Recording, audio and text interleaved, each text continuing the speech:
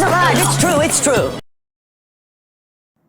You're watching Fugitive Red-Eye, and welcome to another DVD collection update. To start off with, today we have a VHS of Longmont Potion Castle's Live from Longmont Potion Castle and Return to Longmont Potion Castle. It's a double feature. I actually had this last time, but forgot to show it in the previous update, so that's why we're starting with it.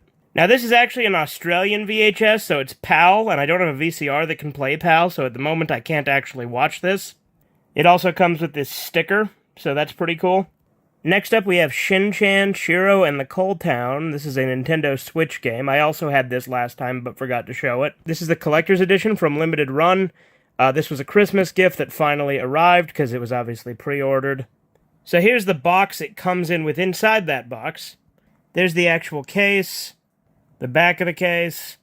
Looks like it has some reverse art, as well as the actual game.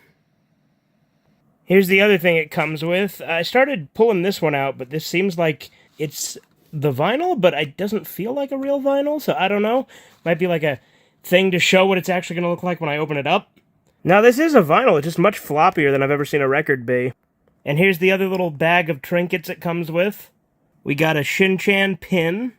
Then I'm not quite sure what all this stuff is. Maybe if you set it up, it's got like these little stands and stuff, so you can make a little display with the characters, right? A lot more little trinkets that I don't know what to do with, but I assume you just put it together and it'll be like a cool little display. There's what it looks like put together, so there you go.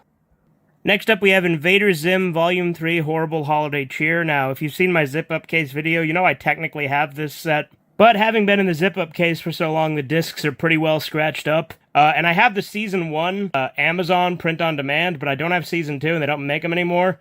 So I just bought Volume 3, because Volume 3 is Season 2 and more, because Season 2 is unfinished. I forgot it came with an insert until I got this copy, so that takes me back, because this brought back flooding memory to see this insert again. So that's pretty cool. There's the discs themselves. Next up, we have Halloween 6, The Curse of Michael Myers, which is actually the first Halloween I've seen, but I surprisingly didn't own it. There's the back of the case. And this is just the theatrical cut, which, to be fair, is the only version I've seen. Then we got Halloween Resurrection. There's the back of this case. This movie is not good, but I had fun with it before. I'm going to see how it stacks up now. But it is one that is really, really stupid. Post-editing update. I did rewatch it, and it was still a lot of fun. I love that stupid-ass movie.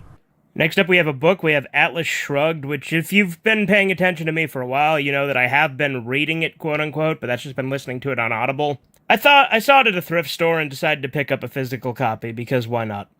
Next up, we have Harpy Time, which is one of the Xanth novels. It's the 17th Xanth novel, to be specific. I have the first one and none of the others, but from what I understand, these are fairly self-contained, and so you don't actually need to read them in order.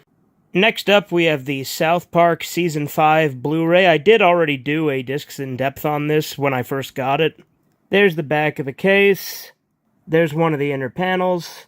There's another one of the inner panels. There's another one, and the discs themselves. Next up, we have the Minecraft movie, which I actually had a lot of fun watching with the Discord server, so I went ahead and bought it. It's a fucking stupid movie, but it knows it's a fucking stupid movie, and honestly, it's better than a lot of gaming movies out there. It's a lot more fun. I liked it better than the Sonic movie, honestly. There's the disc and a free digital code to anyone who wants it. Next up, we have Little Caesar, which is a classic mafia movie. I'm pretty sure this movie is where the stereotype, yeah, scene, yeah, originates. And that's literally all I know about this movie, but it was at a thrift store, so I figured why the fuck not. And there's the disc itself. Next up, we have Yorotsuki Doji Sequels of the Overfiend. This is parts 2 through 5 on Blu-ray. Again, Discotek coming in clutch with this shit. It's pretty fucking great what they've been coming out with this shit. There's the disc, which I got a cover part of because of nudity. And it has reverse art, which is pretty cool. Next up, we have Trailer Park Boys, Seasons 1 and 2. I like this show for at least a few seasons. I think it gets stale after a while, but it is good for at least a few seasons. And there's the back of the case. And there's the discs themselves. Next up, we have Gnome Cave, which is James Rolfe's book that he released. A lot of people have given this pretty scathing reviews, but I do want to read it and see what it's like. As you guys know, I tend to be a lot more charitable to James Rolfe than a lot of people do, because I think people kind of get obsessive and weird with him, because James Rolfe's great. And now for a book from someone who's not so great, and that's Stones to Abigail by Onision. I mainly bought this because I've heard his books are fucking terrible, and I'm genuinely curious to see just how terrible they are. Now, next up we have a role-playing adventure, Lone Wolf, The Caverns of Kalti.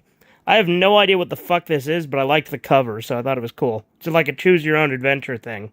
Although from the back of the case it says, role-playing, so it's probably got, like one of those old role-playing books, like tabletop-type stuff, so you need, like, dice and stuff. Although looking inside, maybe not. Maybe it is just a standard choose-your-own-adventure. Although it says random number table, so I'm also being stupid. So I guess there is role-playing elements. One would imagine from the fucking cover saying role-playing adventure, but, anyway, it looks interesting, so I got it. Next up, we have The Movement, which is a book that was in an episode of Nathan for You, so if you've seen that episode, you know what this is. But basically, this book is bullshit that was ghost-written to make it seem like this guy got jacked by just, moving stuff as part of this elaborate scheme for Nathan Fielder to try and make this moving company get people to pay to work for them by claiming it was a workout routine. And they just got some other random guy to be the before picture, which is really funny. And apparently this book has a bunch of bullshit about him growing up with Steve Jobs, so it's really funny with how stupid this book is, but I had to have it. And there we have another episode of DVD Collection Update. I hope you guys enjoyed. I also ordered an Always Sunny in Philadelphia set with seasons 16 and 17, but then there was that whole thing where it got refunded because it didn't ship to me because the guy who fucking shipped it on eBay used fraudulent stamps. I did a whole mini rant on that. Anyway, hope you guys enjoyed. Have a good one. Toodles! Subscribe, defeated your red eye.